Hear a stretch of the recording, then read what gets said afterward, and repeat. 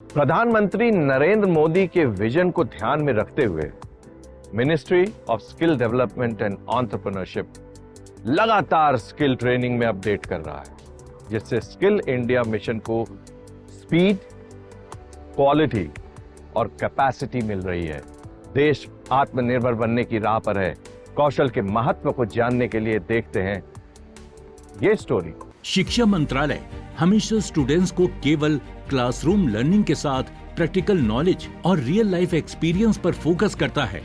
इसके लिए समय समय पर कई तरह के इनोवेटिव कॉम्पिटिशन्स, एग्जीबिशंस और साइंस फेयर्स का आयोजन किया जाता है, ताकि स्टूडेंट्स अपनी प्रतिभा को पहचान कर भविष्य की राह तय कर सकें। ऐसे ही एक कार्यक्रम से जुड़ी है सौरभ झा की कहानी। मूल रूप से बिहार के दरभंगा जिले के सौरभ जब 10वीं कक्षा में थे, तब उन्हें नेशनल साइंस एग्जीबिशन में भाग लेने का मौका मिला। इस प्रतियोगिता में उन्होंने ड्रोन प्रोजेक्ट पर काम किया और यहीं से उनकी जिंदगी की दिशा तय हो गई।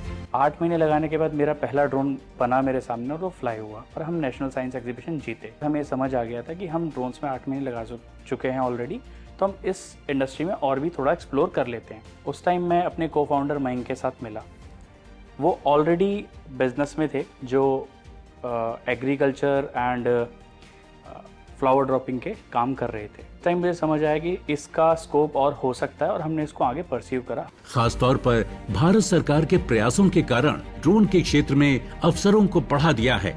सरकार की योजनाओं से लाभ उठाकर आज देश के युवा इस क्षेत्र में उद्यमी बनकर सामने आ रहे हैं। 2021 में अगर ड्रोन महोत्सव नहीं होता पीएम मोदी जी के द्वारा, तो शायद हम ये उसी तरीके से चला रहे होते। पार्टनरशिप फर्म, ऑर्डर्स आते, कभी स्ट्रक्चर वे में और प्रोडक्ट लेवल वे में नहीं जा पाते, क्योंकि हमें ये क्लैरिटी नहीं थी कि इंडस्ट्री कहाँ जाए। गवर्नमेंट ने जब उसको पुश करा तो हमें लगा कि हाँ, ये इंडस्ट्री आगे बहुत आगे जा सकती। तो हमें पाथ मिला कि हमें किस डायरेक्शन में जाना चाहिए।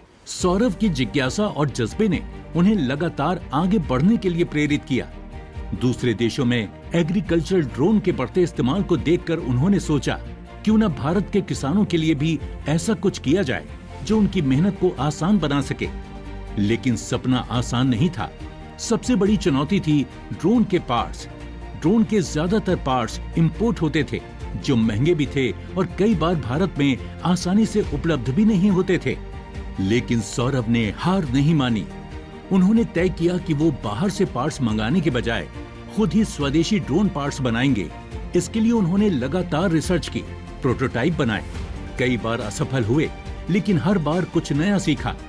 आज सौरभ का ड्रोन लगभग 80% स्वदेशी तकनीक से बना है। सबसे बड़े चैलेंजेस हैं कंपोनेंट लेवल के।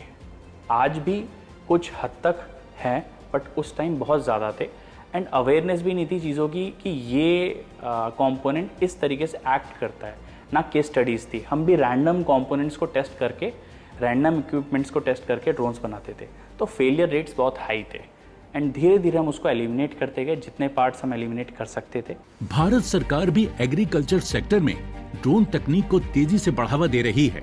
पिछले कुछ वर्षों में कई ड्रोन स्कीम्स और सब्सिडी प्रोग्राम्स लॉन्च किए गए हैं, ताकि किसान इन आधुनिक उपकरणों को अपनाएं और अपनी उत्पादकता बढ़ाएं। इस नीति ने न केवल किसानों को जागरूक किया, बल्कि युवाओं को भी इस क्षेत्र में इनोवेशन के लिए प्रेरित किया है। सौरभ ने जब देखा कि किसानों को भारी भरकम ड्रोन ले जाने में दिक्कत आती है, तो उन्होंने लाइट वेट एग्रीकल्चर ड्रोन पर काम शुरू किया। आज उनके बनाए ड्रोन की डिमांड केवल उत्तर प्रदेश या भारत तक सीमित नहीं है, बल्कि पूरे देश से भी ऑर्डर मिल रहे हैं। कई स्टार्टअप्स और एग्रीटेक कंपनियां उनसे पार्टनरशिप करना चाहती हैं। करके हमने इतना छोटा कर दिया कि वो किसी किसान के शोल्डर पे, किसी किसान की साइकिल पे, किसी किसान की बाइक पे, और गाड़ियों में तो 2-3 पीस आ जाते हैं, जहाँ पे हमारे 1 पीस आया करता था। सौरभ झा की ये कहानी सिर्फ एक व्यक्ति की नहीं है। ये उस नए भारत के युवाओं की कहानी है, जो समस्याओं से डरते नहीं, बल्कि उन्हें हल करने की सोच रखते हैं, जो जॉब सीकर्स नहीं बल्कि जॉब क्रिएटर्स बनना चाहते हैं। हमने जो फोकस करा, जो हमें लगता है हमने ठीक करा और हम ठीक डायरेक्शन में जा रहे हैं, वो ये है कि आपको सिर्फ एग्जिस्टेड चीज़ को उठा के नहीं बेचना, आपको प्रॉब्लम सॉल्वर बनना पड़ेगा। अगर आप वो कर लेते हो तो आप किस लेवल पे हो वो मैटर ही नहीं करता। अगर आपका विजन इस तरीके से अलाइंड है कि मैं इसको डेवलप करूंगा। डेवलपमेंट के थ्रू लोग सोचना शुरू कर देंगे, तब वो स्टार्टअप और जो भी शुरू करना चाहता है वो सक्सेस होगा। सौरभ जैसे युवाओं की मेहनत और सोच ही भारत को तकनीकी रूप से आत्मनिर्भर बना रही है। आज उनका सपना है हर किसान के पास ऐसा ड्रोन हो जो उसके खेत की हर जरूरत पूरी करे, चाहे वो स्प्रेइंग हो, सर्वे हो या डेटा एनालिसिस।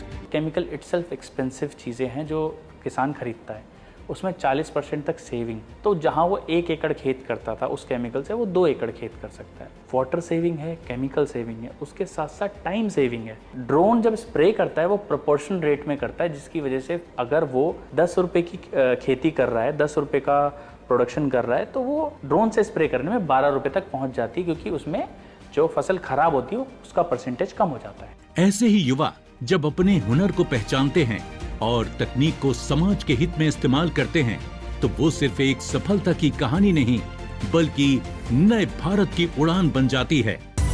अपने फीडबैक देने के लिए आप हमें ईमेल भी कर सकते हैं या फिर आप हमारे फेसबुक पेज को लाइक भी कर सकते हैं @DD आपकी बात पर।